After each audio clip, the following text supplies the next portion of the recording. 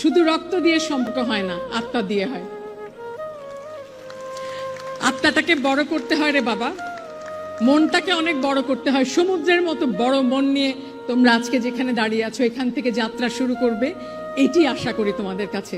কোনো রকম মন ছোট করবে না, কোনোভাবে একটুও কার্পণ্য করবে না। কেউ ভালো করলে 10 বার বাহবা দেবে, কেউ ভালো করলে ঈর্ষা করো না, ঈর্ষা তোমাকে ছোট করে।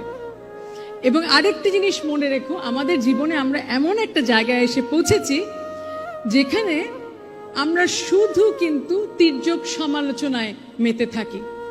সমালোচনাটাকে গঠনমূলক করো, যেন আজকে দাঁড়িয়ে সমালোচনা যেটা করছো, যাকে সমালোচনা করছো তাকে গিয়ে পর মুহূর্তে জড়িয়ে ধরে বলতে পারবে যে ভাই আমি তোমার ভালো চেয়েছি বলে তোমার জন্য সমালোচনাটা করলাম।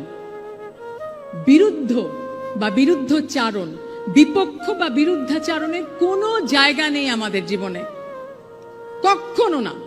একসাথে দাঁড়িয়ে একজন আরেকজনের বিপক্ষে কথা বলো, কিন্তু পক্ষাপক্ষী করো না। There is no you and there is no us. It's all us.